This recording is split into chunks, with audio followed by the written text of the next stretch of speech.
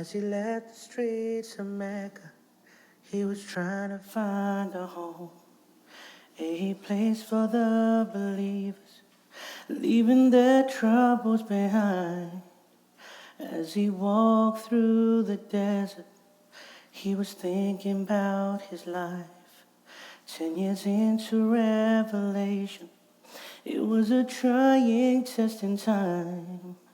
He had just lost his wife, Khadija al-Mu'mineen, and he also lost Abu Talib, his protector from Quraysh. So many thoughts across his mind while he traveled on this journey. Now he came across a town, his destination a Ta'if, and he called them to Islam. La ilaha illallah. They did not care what he had to say. Straight away dismissed the prophet, making fun and mocking his message. They told him, leave, you're not welcome here. We'll never know the burden on his shoulders. The message came from up above. He struggled for you and I. Rasulullah, Khalilullah, Sallallahu alayhi wa sallam. Now the tragedy begins. The prophet ups and leaves. The people of the town curse and mock the chosen one. As if this was not enough, they started throwing stones. Telling this story breaks my heart. He was bleeding head to toe. The prophet runs away from harm, finding shelter under a tree. His blessed body's covered with blood, and he sits down and prays to Allah.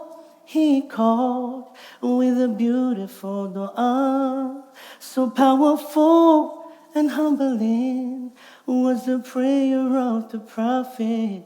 Straight away, a response from Allah.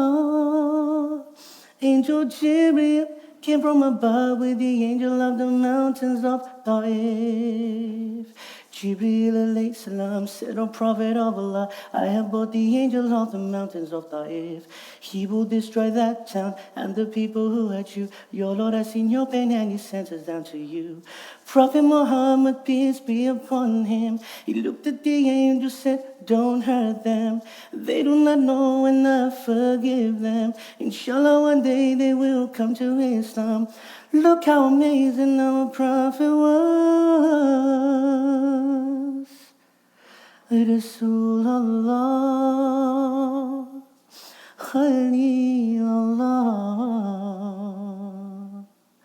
Sallallahu alayhi wa sallam. The day I cried. This story of Taif was a reason I cried.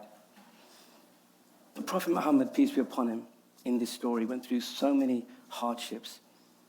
And these hardships taught me, answered so many questions in my life. The early memories of my life, especially my childhood, were happy memories. But in the midst of this childhood innocence was a hard life. My father used to work all the time to keep things afloat. But then he fell ill and things got harder. But my father and mother made sure that we were always safe and were never hungry. But the material things in life was never an option. No fancy clothes, no fancy games. And holidays, in the summer holidays, was either trips to Blackburn to see my uncle or staying in the local area with all the other kids who couldn't afford to go away. But going back to school after the summer holidays was tough because most of my friends were talking about their holidays in Spain, Portugal, Florida, and I was very quiet in the corner, as you can imagine. I mean, what was I going to say? I drove up the M6 stopped off at a service station in my dad's white van, which had no windows in the back. But these things didn't matter. Material things, holidays didn't matter because we were happy. But then a problem arose. And this problem was called puberty, the teenage years. See, I'm the youngest in 6 brothers and sisters. We Muslims, we love to procreate. It's the thing we do. And if you're youngest in your family here, you know how difficult it is because we've got a target on our back when we're young. It's like, pick on me, I'm good with it, it's fine, do whatever you want. So in this family dynamic, and my newfound facial hair, by the way, I was not seen. I felt like I was not noticed. There were so many people around, but I wasn't seen. So I thought, I need to do something in life which will make me be seen by the world. So I thought, what can I do? Which is something that I love, and then I can pursue it. I loved football. It was settled. I would become the first South Asian England professional international football player. I did everything to pursue that dream. And luckily for me, we lived near Wembley Stadium, and I knew where the official bus would go through. So on several match days, Paul Gascoigne, Alan Shearer, and Sol Campbell will see this small little boy running along the coach and waving at them. Furiously, just waving at them. They're thinking I'm crazy. What is he doing? But my mind was going wild because I thought, imagine I was in that bus. So, came home from school, forget homework, it was football for me. Everything I did was football. See, I'm from a South Asian household. And when you tell your parents you want to be a footballer, they don't hear you want to be a footballer. They hear, I want to be a footballer's accountant, right? They don't believe in that kind of stuff. But it was my dream, and I wanted to pursue it. I did everything I could. I even wrote to every single Premier League club and League One club in England, asking for a football trial. I got the same response from everybody. It was a no. Our academy is full, and we're not holding any trials. This taught me a very, very important lesson in life: rejection. In hindsight, it strengthened me up. But at that time, in my early teens, it was very difficult, because when you're young and you get about over 30 letters of no's, it's not easy to take. And also, I made the grave decision to support my brother's football team. So I have 3 brothers. One supports Liverpool, one supports Chelsea, and the one I followed supports Tottenham. So I'm a Tottenham fan. I know, you can say, if you want. It's a struggle for me too. For me, the kind of aspect was, at that time, I was living in the era of, hi, my name is Alex Ferguson, and I win everything at Manchester United. My friends, all Manchester United fans, but if you showed them an England map, and you said, show me where Manchester is, they wouldn't have a clue. They were glory hunters. I was real, and I was a London Tottenham fan. The only thing that hasn't changed since my childhood to now is that I'm still waiting for Tottenham to win something. So hopefully that will change. I doubt it, the way they're playing. Anyway, that's a different talk altogether. Back to my football dream. In my late teens, it dawned on me, Omar, you're just not good enough to be a professional footballer. So with my heart and my dream shattered, I had this kind of aspect where running after football had a huge negative impact on my education. I didn't even turn up to my GCSEs, and shortly after, I dropped out altogether. Around this time, a cousin of mine visited our family home, and one evening, we started watching a Bollywood film. So basically, if you don't know what Bollywood is basically India's Hollywood. And my cousin looked at me during the film and said, you know what, Omar, I think you'd be a great actor. I laughed it off, but my mind, wanting to be noticed, was going crazy. I thought, you know what, I think I could be the next Bollywood superstar. I think she's right.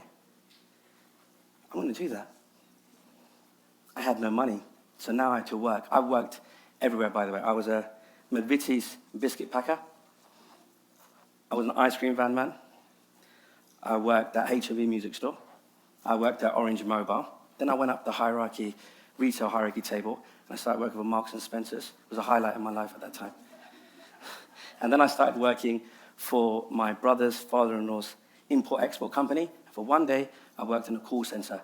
Finally, I moved to America to work at my father's and sister's corner shop. I know you're probably thinking, South Asian man, corner shop, how original. My time in America is a TED talk in itself, but let's just say it was a very interesting experience. So right now, I had the money, and I was ready. I found a flat in Mumbai, India. I found an acting school, found an acting teacher. I even started taking Hindi language lessons. A side note, one day I walked into the wrong language class. I walked into a Sylheti Bangla dialect class. As soon as I sat down, I knew my mistake, but I'm very shy. So I thought, I'm not going to leave. I think I have to just commit now. So I sat and I waited, and the teacher noticed. She looked at me and went, "Oh, hi, where are you from?" "I'm from London," I said. She said, "No, what's your origin?" I said, "I'm British Pakistani." She started laughing. In my mind, I'm thinking, how rude. I don't know why she's laughing for. But she went on to say that in the Sylheti Bangla dialect, there's no such letter as P. So everything in the English language, which is pronounced with a P, is pronounced with an F. So pizza is pizza. Pauline is Pauline. And Pakistan, I'll let your imagination catch that one. Everybody laughed, just like that. And I thought, great, it's a great start. So going back to my Bollywood dream, I needed a visa. So one sunny day, I went to the Indian embassy in central London, walked in, application, handed it in to the embassy guy. It was all good until he got to the point where it said, my origin, British Pakistani. You should have seen his face. It was a picture. And I kid you not, he handed me a 3-digit pink slip. It looked like a raffle ticket. And it's like I had to win my way to India. So me being naive, I said, when will you call me? He goes, we'll call you. And I said, but roughly, give me a time. So there's a South Asian thing we do. We nod our head when we talk sometimes. So he looked at me sternly and he said, we'll call you. Let's just say it's the 2nd of October today, 2021. I'm still waiting for that call. So I was like, thank you, life. Even my ethnic origin is making my dreams go away from me. How am I ever going to be noticed? But the trials I'd faced, I'm an optimist sometimes. Whatever happens in life happens for a reason. So these trials led me to my ultimate calling, which is to be a singer. The story goes, I was watching X Factor one day with my 2 friends, and a Stevie Wonder song came on. I started singing along. Isn't she lovely? Isn't she wonderful? My friends were like, huh? When did you learn how to sing? I was like, what? Did you practice in America, they said? I was like, no. I laughed that one off as well, but you know what I do. My mind. So I was thinking, oh my God, I think I'm going to be the biggest singer in the world. I think this is it. I found it. So they went, and I went onto Google, and I started searching for a singing teacher. But I needed a singing teacher who would give me the first lesson for free.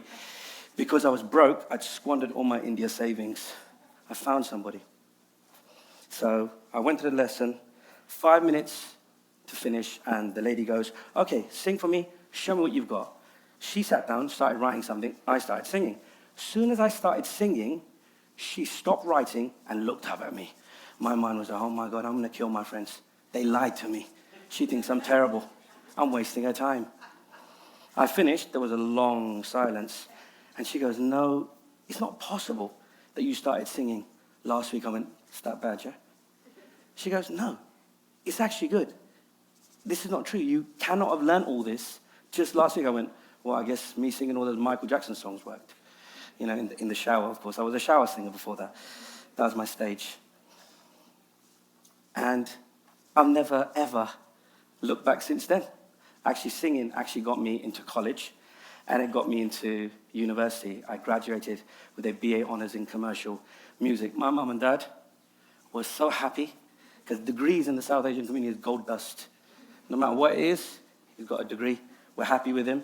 Now do what you want. And that's the South Asian way.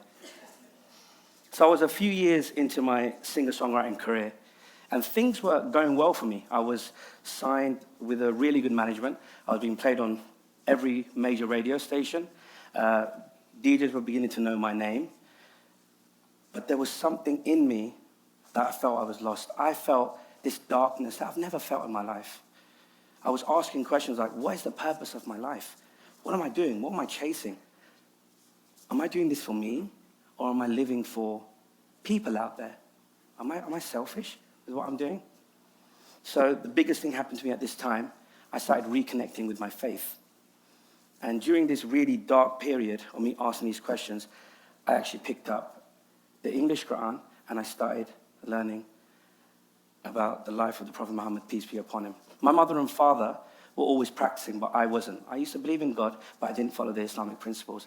But after reading the English Quran and learning about the life of the Prophet Muhammad, peace be upon him, it completely changed my life. I completely gave up music because I thought, you know what? I'm only chasing this desire for myself. I'm only looking for fame and fortune for myself. What am I doing for the world? So, as I was ready to go back to America, to my father's corner shop, somebody said to me, why don't you do Islamic faith-based music? And I started doing Islamic faith-based music, which is called nasheed, what I do today. And that also made me change in a way where I was like doing something which I could bring hope to people. I could bring a positive message. There's loads of music out there, but I try to bring an alternative to that where I can uplift your day and make you think, show you that life's going to be okay. But because of life's hardship and all the trials I'd gone through, I was sad.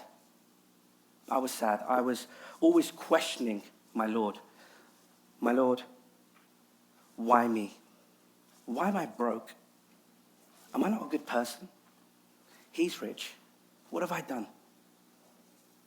So all these questions all the time. But then I read the story of Taif. And I cried, and I cried, and I cried. Because the Prophet Muhammad, peace be upon him, went through all this hardship and he never complained once.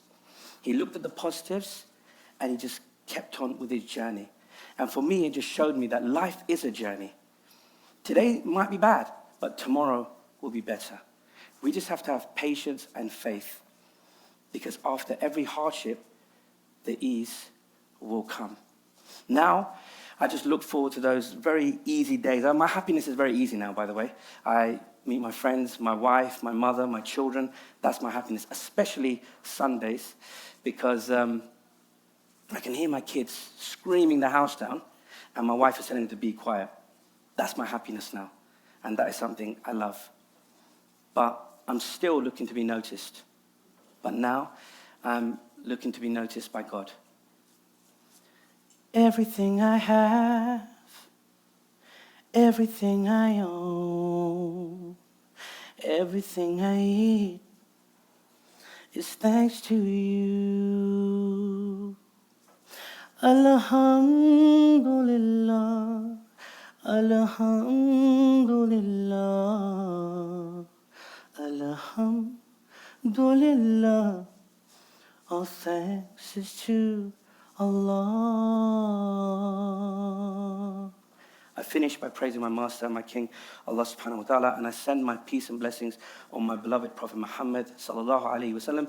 Peace be upon him. My name is Omar Isa. Thank you so much for listening.